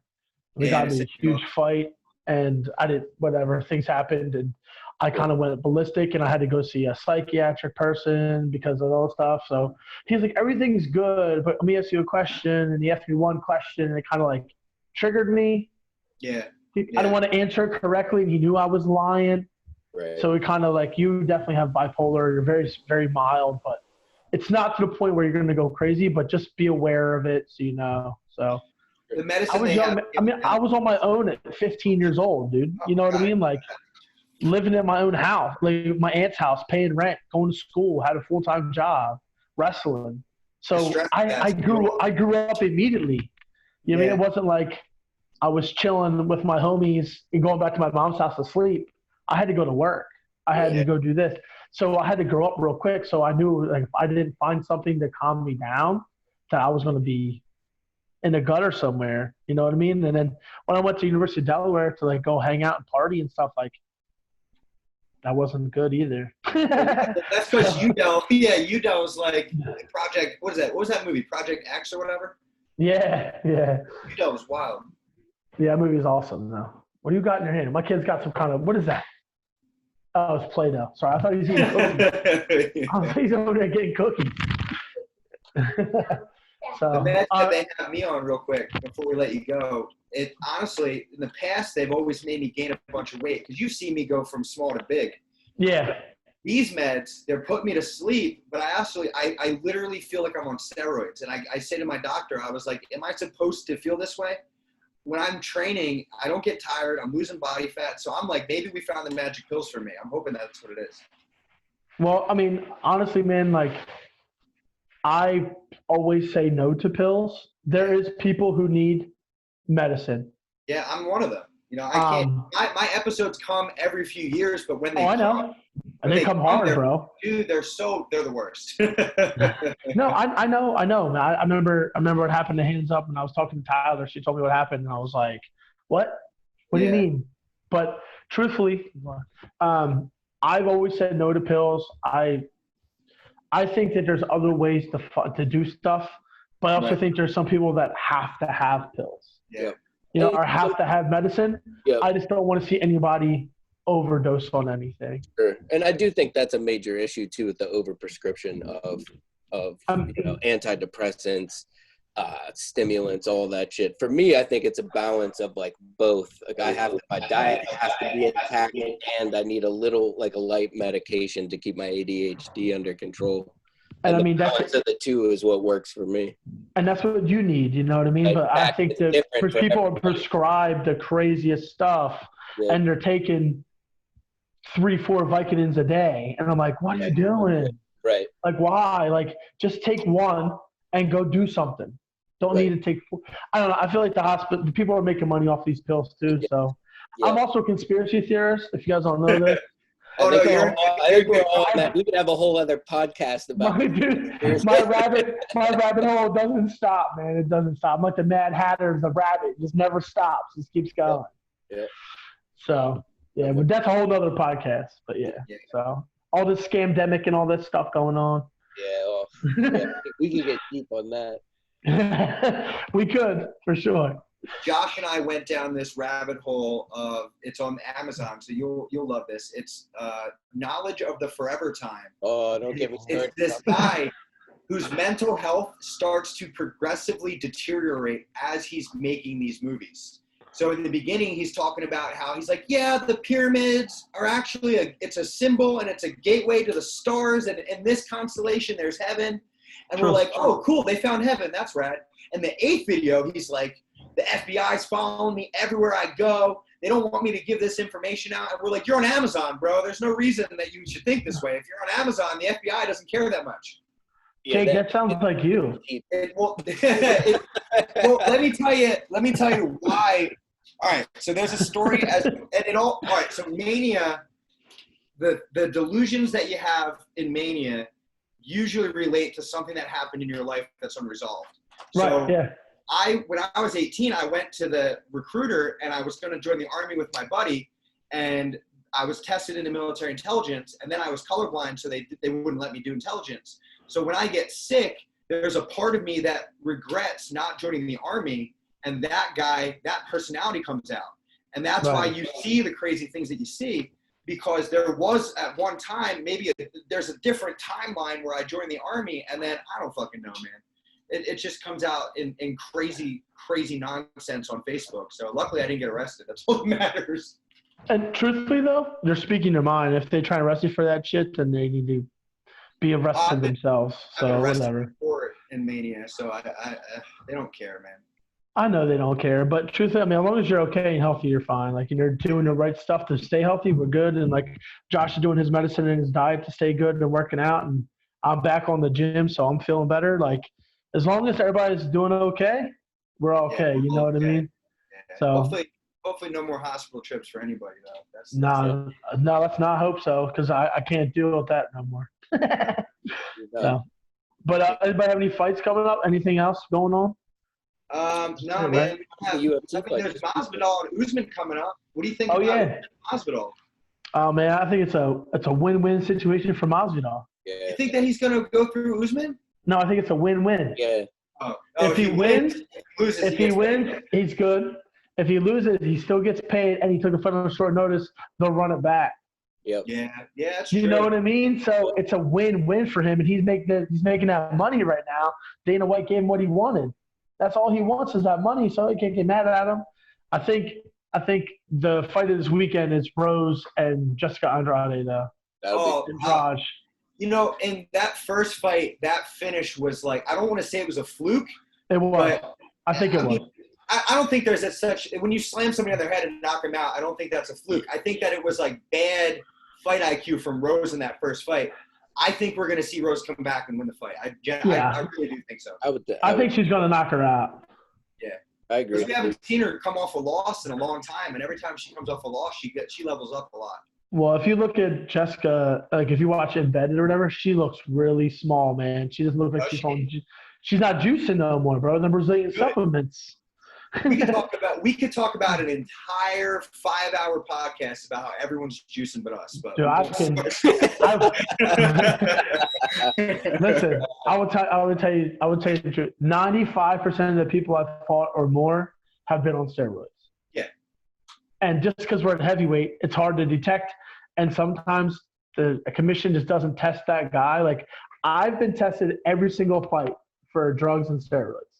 Every single fight. I've known my opponent at least 5 different times that did not get tested, just me got tested. Yeah, because they know I'm clean and they know I'm fat and I'm not going to fail. So it makes them look good. Right. Pennsylvania, New Jersey, fucking Maryland. You know what I mean? Like, it is what it is. So I'm just going to come out and say it, that Pennsylvania has their group of people that can do no wrong. And if you're in that group, they don't test. I've literally been in the locker room sitting around for pro fights and 2 people get tested out of 20 fighters. I'm like, what is this about? Yeah, and it's a random, I'm going to go like this, random test. Yeah, right. When you know who it is. And then I'll tell you what, though, for all the shows in Pennsylvania, Jersey, Cage Fury is good, but Mike Bickings has been putting on bangers. Yes. And he's finding ways to find fights that, like, matter. Yeah. And they're good fights. Well, he's got, a good group of people. He's got. I know. Peterson. I think her name's. I don't remember her last name, but Jillian Peterson. Is it Peterson? She's a cool chick, and she's been training for a long time. She's motivated. He wanted me to do matchmaking for him back in the day, but I had way too much going on. I was like, "There's no way I can be on the computer all day." I mean, he's also working with Brad Dalton from down in Delaware.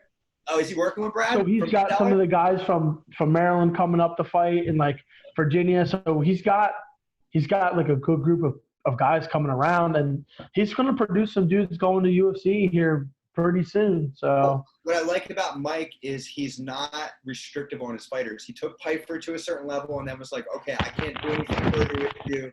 Go to Ring of Combat, and now he's got the UFC Fight Pass fight. So, I mean, there's that Ring of Combat fight should have never happened with that guy. That was a horrible fight for Piper. I knew as soon as they booked that fight, he shouldn't have took that fight. That dude's a better striker than him and a pretty good wrestler. And if Piper wants to put on a show and go to UFC, I mean, it was just a tough fight. I mean, but like Andre Petrowski, I mean, he's fighting guys that like they're decent, and he's getting a good name because he's always finishing his fights. Andre's last fight, I was lucky enough to call that fight, and McCabe, he came up and he was like, "Oh, people are criticizing Andre's performance." I was like, "Oh, because he finally didn't finish a guy in the first round." That kid that he fought was tough as fuck and did not give up, and Andre dominated that kid. Right. I mean, I will say this though: there's been one guy under the radar this entire time. I don't know if anybody knows who he is. His name's Earl Small, aka Trouble. Trouble. So Trouble was my teammate since he was 12. Yeah. And he's got his black belt at like 19 or some shit, right? 20. 20? Crazy. And well, I think he just turned 20. But he was like my striking with me for his whole career. And then I left 302, and he kind of like took a break from fighting. But he's been training all these guys like Piper and Andre and working out with them every day. And I'm telling you, man, if he gets one fight with Bickings, he'll go to UFC. I talked to that guy, man. I promise you. I was talking and he looks good. He looks good. He's got tattoos. He's quiet. He's a baby face. And Tim Williams is his training partner too. So Timmy's already got to step in. Yep. So I'm excited for that. I mean, him and Andre are training partners. They're teammates, and they're both 185. So is Piper. They're teammates. They train together 185. Kyle Dawkins just made UFC. I mean, 85 in Philly is like the shit right now. Yeah, but you know what, man? Philly gets shit on so hard. Like, the way that our fighters have to work to get that call to the UFC is unlike any other region, and I just don't understand what they don't like about us. You know what I mean? Most of the time, we shit on ourselves because we take the hardest fights possible at a regional level. Right. When like other people will be like, don't take that fight. That's a horrible fight for you, whether you win or lose. Let's take an easier fight versus a guy who's 6-6 or 6-3 versus instead of a guy who's 5-0 and you're 7-0. You don't want that. You know what I mean? Like on the regional scene here on the East Coast, I know for a fact that the regional fighters are just fighting each other because they want to fight. Right. Yeah. You go to Vegas, California, all those guys, like they're not fighting guys who are top tier to get on the show or to get on the Contender Series. They're fighting a lot of cupcakes. Do you think that like Vegas and like Cali have just a higher population of people? No, I just think that the managers are smarter and the managers take like guys are signing to management companies at like 1-0 as pros or even as amateurs to go to become a professional. Like look at Sucker Punch Entertainment. They signed over the pandemic. I think they signed like 30 athletes, amateur and pro. And they're going to build these guys up to being the next big thing. Right. Like that's what they do. That's their job. Yeah. And I think people are taking it, and a lot of guys on our regional scene here aren't getting good management right away. They're waiting till they're, oh man, I'm like 2 fights out from UFC. I got to get a management company. And then they go and lose a fight, and the management company's like, you're not what we thought you were. Right. When they should have signed somebody earlier. You know what I mean? So my goal originally was to be a fight manager, and then I had a fight manager. And I was like, fuck that shit. Yeah.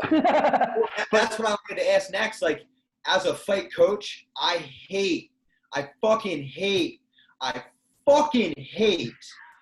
fight promoters and fight managers, and I hate sponsorship companies, and I hate how everyone's in the fighter's ear and they don't talk to the coach. It creates all this confusion. Right. If it were up to me, I would have a full-time fight manager for everybody, and I would beat the shit out of him if he did me anything dirty. But yeah, I would say. What are your thoughts about managing your fighters? Like, I hate it. Well, I'll say this: Sucker Punch has like regional managers, and then they have like 2 or 3 really higher up managers who like oversee the guys if they make it to the huge show. But then the regional guys will take care of it. And I was a Sucker Punch person, not when they were Sucker Punch, but before. And my manager was he tried a lot to help me get fights, and I just lost fights, and it wasn't his fault. But now I'm a Muay Thai. I'm not really signed by anybody, but Sucker Punch has kind of helped me get the lion fight. Right. And like I just say thank you to them for doing that. And they never reached out to me personally about stuff unless I needed something. They would be like, yo, who's your coach? Who you got to do this? What do you got to do this for? And they would talk to the coach. I know a lot of guys who are signed by Sucker Punch, they wouldn't talk to the fighter directly. They call their coach. What's going on? So I think Sucker Punch is good, man. I mean, I think they're probably the best management company around the country. They have a lot of fighters too. And their guys don't mind fighting each other either. Yeah. You have to. I mean, you end up fighting. I mean, I think we've all fought old teammates or coached against old teammates. Or, oh, yeah. You know, it's just the way that the sport goes. There's so many messy breakups that happen over time. Yeah, it's tough. But it's all good, man. It's a fight game, you know? It doesn't matter what sport it is. And Josh will be, I'm sure, in like the next year or so, we'll start to realize what's going on behind the scenes. Because right now, all you see is like from a student aspect. Right. As soon as you start seeing behind the scenes, you're like, oh, shit. That's what they were talking about. This sucks. Yeah. It does. It does, dude. And I tell everybody, being a fighter isn't for everyone. Right. You know, it takes a certain personality, and you gotta want it before you even do it. Yeah. Right. You know what I mean? Like when I started fighting, bro, my first fight was a tournament in the basement of the Tropicana Hotel. Right. Oh, Jesus. Yep. It was I wasn't even supposed to fight. I was cornering somebody, and they're like, "We need another heavyweight," and I was like, "All right, fuck it, I'll fight." And I ended up winning the tournament, and I was like, "What the hell just happened? Like, this is easy. I can do this all day long." And then I fought one more amateur fight, well, real amateur fight. Right. And then I turned pro because they made me. Because then there was no real rules of when to turn pro or not. Sure. Yeah, I just took a fight, and they were like, "Yeah, you're fighting pro. There's elbows involved," and I was like, "Cool, thanks, New Jersey." I watched That makes perfect sense. I watched that change as I was an amateur, because when I first started, it was like, cool, I can be pro after 2 fights. And then it was like, after I won WKAs and then I came back and I fought in Atlantic City, it changed right around then to where they were like, you need like fucking 6 fights. You need to have this many wins. And I was like, whoa. Half of my teammates have losing records, and you let them fight professionally, and I beat them up all the time. It was crazy to think about how they just switched it. But, I mean, it is for the better. I do think Pennsylvania, I like how they ramp it up. I like how they do the regular fights to start, and then they do advance, and then they go pro. I'd like because like you and I both know that like that first fight in Pennsylvania compared to the first fight in Delaware, they're so different. Completely different. It's completely a different sport. When I was coaching, I had a affiliate gym of Infinity Martial Arts. Those guys would fight in Delaware and do great, and then they go to Pennsylvania, and Greg Sturb's like, "Oh, you're not allowed to fight in Pennsylvania. You're not good enough for Pennsylvania." Right. Yeah. And they would go smoke Pennsylvania people because they're fighting 3 rounds with ground and pound. And then you go, Pennsylvania, there's no ground and pound as an amateur. It's only 2 minutes. What? You can do whatever you want. One takedown It was wins crazy. the fight. I know, and it's whatever. I can't stand Pennsylvania. Sorry, I don't mean to do that. So. My issue with fighting in Pennsylvania was that when I wanted to come back and fight MMA, the only offer that they gave me was a state champ wrestler. And I was so pissed. I was like, I haven't fought in 3 fucking years. That's all they're going to give you, though. And that's all they're ever going to give you. That's all I ever got. It's all I ever got in Pennsylvania was wrestlers. And I'm like, and I'm like, guys, I need to fucking win. I need, I'm not. You know me. I don't turn fights down. I'll fight any idiot and I'll get knocked out. But I just, I don't want to fight some 19-year-old who's fucking running 5 miles a day and just won states. You know what I'm saying? It's not what I'm about anymore. Yeah. Well, I'll say advice to Josh would be just go with the flow, enjoy the journey, and just have a good time. And if you fight, you fight. If you don't, you don't. You know what I mean? It's not a big deal. It's all about the martial arts journey. And I think a lot of people go into sport for the wrong reasons. Like, I want to be in the UFC. It's like, you're probably not going to be in the UFC. Let's be honest. Right. But you never know, but if you have that mentality coming in there to try and be in the UFC right away and you don't make it, you're probably going to hate your martial arts career. I just say enjoy it. And if it happens, it happens. For me, it was all about just learning and growing and being like mentally happy for martial arts when I was a young kid growing up to now. So just enjoy it, man. I know Jake enjoys his martial arts journey as much as possible. Wins and losses, man, are part of it, dude. Jiu-jitsu competitions, judo, whatever. It's all part of it. Yep. I appreciate that, and I agree fully. Hell yeah. Oh, yeah. But I got to go to the gym, boys. This has been awesome. Same thing, bro. I was supposed to be working an hour ago. So. Yeah, no, we'll have this posted online soon for you, Joe. We don't know what our name's going to be, but my thing is MMADHD. MMADHD. What's that? MMADHD. Oh, okay. I like it. Sounds good. We'll see what happens. But thank you for coming on with us today. I'm about to get heading to the gym myself, so enjoy your night. Yeah, man, for sure. And anytime you guys want to do another one, just let me know. Yeah, we'll have you back I'm down. We can always do like different talks about different shit too. I'm cool with it. I'm always down. Do boxing conspiracy theories one night. Oh, don't do that to me, bro. Don't do it on a weekend. Well, if you guys can check out Chok Dee Athletics. If you guys ever want to come down to Delaware, let me know. I got you. Do you have class Friday? I might come down if you're around. I'm closed Friday because I have to work at the bar at 5. But that's only for summer. I'm open tomorrow. What time you got class? I might come through. 7 o'clock, 6 o'clock tomorrow.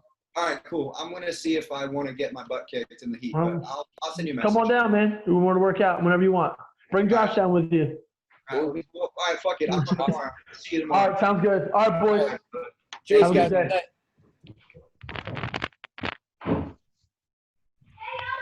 All right, Josh. I'm going to head out. I'm going to take this. How do I get off this thing? All right, I'm just going to end it. Here we go. All right, end it, dog. Later, dog.